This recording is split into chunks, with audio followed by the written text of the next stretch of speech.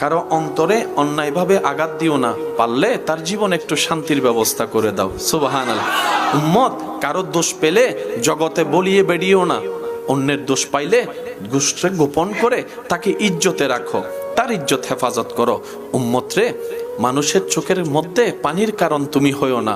উম্মত, তুমি চলার পথে রাস্তায় কাঁটা দেখলে, পেরাক দেখলে সরিয়ে দাও, যেন অন্য ভাই তোমার কষ্ট না পায়।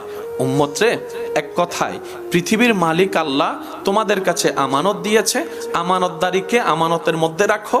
পৃথিবীকে ধ্বংস করিও না, পৃথিবীকে নষ্ট করিও না, পৃথিবীকে অশান্তি করিও না।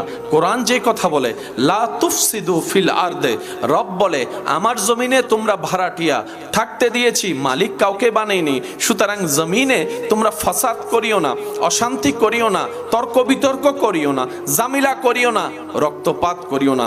একদিন তো আমি রবের কাছেই তোমাদেরকে ফিরতে হবে।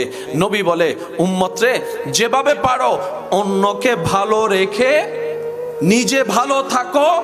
হাজার ব্যস্ততার ভিতরে তোমার রিজিক দাতার দরবারে সিজদা দেওয়ার সময় বের করো। লাইন কি বেজাল আছে না ক্লিয়ার? এবার সত্যি করে বলেন, নবী যে রাস্তা বলেছেন এই রাস্তায় চলতে জানলে পৃথিবীতে আর কোনো অশান্তি আছে?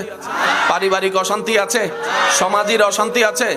আমরা মূলত জান্নাত নষ্ট করছি তা নয়, আমাদের মতো গাদার ঘরের গাদা